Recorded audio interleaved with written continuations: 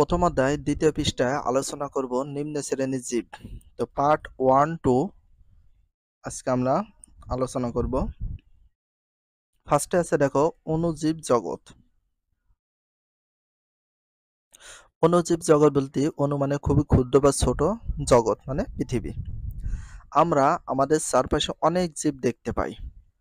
এসব জীব ছাড়াও আমাদের পরিবেশে অনেক জীব রয়েছে যাদের খালি চোখে দেখা যায় না। এদের নির্দিষ্ট কেন্দ্রিকা যুক্ত সুগঠিত কোষ নেই, মানে নির্দিষ্ট কেন্দ্রিকা যুক্ত সুগঠিত কোষও নেই। এরা অণুজীব নামে পরিচিত। এরা কি জীব নামে পরিচিত? অণুজীব। যাদেরকে খালি চোখে দেখা যায় না, এরা কি জীব নামে পরিচিত? অণুজীব নামে পরিচিত। এসব অণুজীব থেকে সৃষ্টির শুরুতে জীবনের সূত্রপাত হয়েছে। তাই অণুজীবদেরকে আদিজীবও বলা হয়ে থাকে। তাহলে অণুজীবদেরকে কি জীব বলা হয়ে থাকে? আদিজীব। অণুজীবদেরকে কি জীব বলা হয়ে থাকে? আদিজীব। তাহলে আদিজীব বলা হয়ে থাকে কাদেরকে? অণুজীবদেরকে। তাহলে কাদেরকে? অণুজীবদেরকে। আদিজীবও বলা হয়ে থাকে কাদেরকে? অণুজীবদেরকে। তাহলে অণুজীবদেরকে কি জীব বলা হয়ে থাকে? আদিজীবও বলা হয়ে থাকে। তোমরা ষষ্ঠ শ্রেণীতে মার্গুলিস বা হুইটেকারের জীবজগতের পঞ্চরাজ্য প্রস্তাবনার অণুজীব সমূহকে মোনেরা, প্রোটিস্টা ও ফানজাই রাজ্য দেখতে পেয়েছ। আবার অণুজীব সমূহের শ্রেণীবিভাগ করতে গিয়ে বর্তমানকালে অণুজীব বিজ্ঞানীগণ এ জগৎকে 3টি রাজ্যে ভাগ করেছে। আবার অণুজীব সমূহের শ্রেণীবিভাগ করতে গিয়ে বর্তমানকালে অণুজীব বিজ্ঞানীগণ জগৎকে কয়টি শ্রেণীতে ভাগ করেছে? 3টি শ্রেণীতে ভাগ করেছে। কয়টি শ্রেণীতে ভাগ করেছে? 3টি শ্রেণীতে ভাগ করেছে।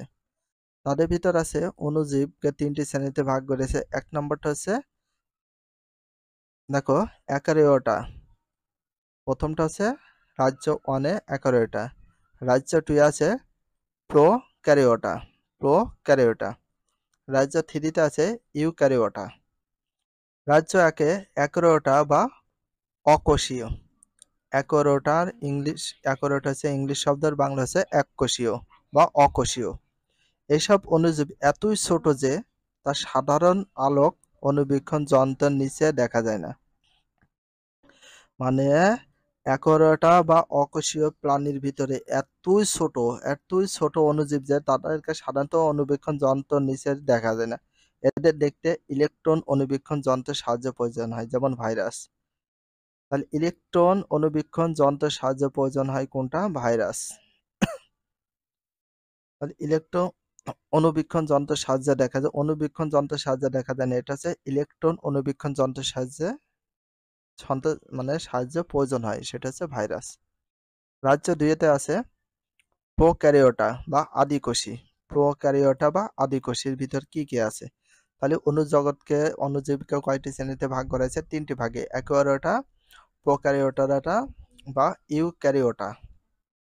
তাহলে প্রোক্যারিওটা বা আদিকোষী যেসব অণুজীবের কোষের কেন্দ্রিকা সুগঠিত নয়, তারাই এ রাজ্যের সদস্য।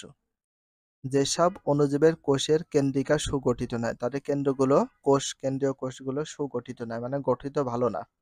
সুগঠিত কেন্দ্রিকা না থাকায় এদের কোষকে আদিকোষী বলা হয়। সুগঠিত কেন্দ্রিকা না থাকায়, তাহলে সুগঠিত কেন্দ্রিকা না থাকায় এদের কোষকে কি কোষ বলা হয়? আদিকোষী বলা হয়। যেমন ব্যাকটেরিয়া হচ্ছে প্রোক্যারিওটা বা আদিকোষীয় উদ্ভিদ।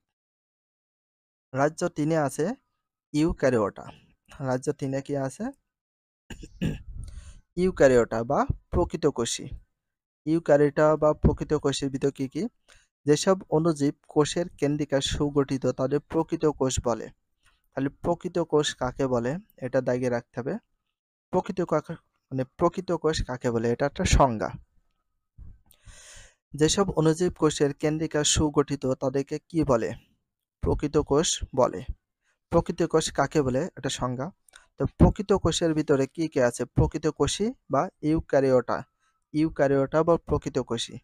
শৈবাল, ছত্রাক, প্রোটোজোয়া। শৈবাল, ছত্রাক, প্রোটোজোয়া। শৈবাল, ছত্রাক, প্রোটোজোয়া এ ধরনের অণুজীবকে বলা হয় ইউক্যারিওটা বা প্রকৃতকোষী। নতুন শব্দ: অ্যাকিরিওটা, অ্যাকারিওটা, প্রোক্যারিওটা, প্রোক্যারিওটা, ইউক্যারিওটা, অণুজীব, ভাইরাস। নতুন শব্দ: পার্ট 3 আর 4, ভাইরাস ও ব্যাকটেরিয়া। ভাইরাস মানো জীবাণু, ব্যাকটেরিয়া মানো জীবাণু। তো দুইটার ভিতর ডিফারেন্স বা পার্থক্যটা কোথায় সেটা আমরা দেখব। ভাইরাস, রিকেটস, ছত্রাক, ব্যাকটেরিয়া, শৈবাল, প্রোটোজোয়া ইত্যাদি বিভিন্ন ধরনের অণুজীব আমাদের পরিবেশ ছড়িয়ে ছিটিয়ে আছে। তার ভিতর আছে ভাইরাস, রিকেটস, ছত্রাক, ব্যাকটেরিয়া, শৈবাল, প্রোটোজোয়া ইত্যাদি বিভিন্ন অণুজীব। এইগুলো সব হচ্ছে অণুজীব আমাদের পরিবেশে বিভিন্ন জায়গায় ছড়িয়ে ছিটিয়ে রয়েছে।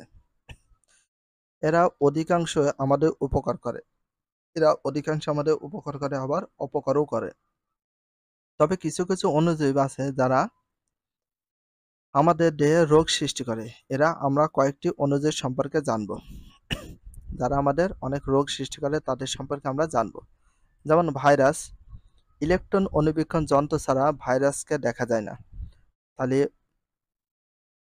ভাইরাসকে দেখার জন্য কোন যন্ত্রের প্রয়োজন হয়? ইলেকট্রন অণুবীক্ষণ যন্ত্রের প্রয়োজন হয়। তাহলে ইলেকট্রন অণুবীক্ষণ যন্ত্র ছাড়া কি দেখা যায় না? ভাইরাসদেরকে দেখা যায় না। ইলেকট্রন অণুবীক্ষণ যন্ত্রের প্রয়োজন হয়। এরা সরলতম জীব। ভাইরাসের দেহে কোষ প্রাচীর, প্লাজমা লেমা। তাহলে ভাইরাসের দেহে কি কি থাকে? কোষ প্রাচীর থাকে, অবশ্যই কোষ প্রাচীর থাকতে হবে।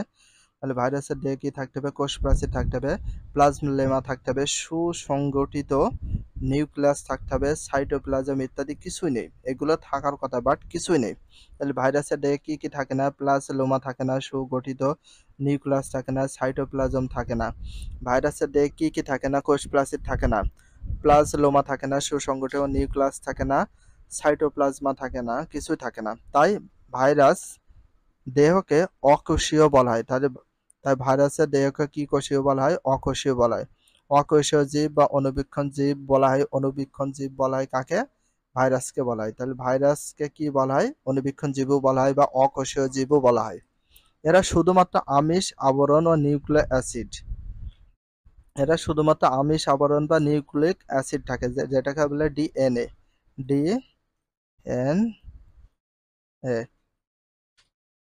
ভিডিওটি এখানে শেষ করছি। যদি ভিডিওটি ভালো লাগে চ্যানেলে সাবস্ক্রাইব করতে হলে ফলো করে দিও, তার সাথে একটা লাইক এবং একটা কমেন্ট করে দাও। নেক্সট ভিডিও পাওয়ার জন্য অবশ্যই বেল আইকনটা অল করে রাখো, যাতে নিউ ভিডিও আপলোডের সাথে সাথে সর্বপ্রথম তোমাদের কাছে নোটিফিকেশনটা পৌঁছে যায়। If you love this video please subscribe my channel, like, comment, share, hit the bell icon for getting next video.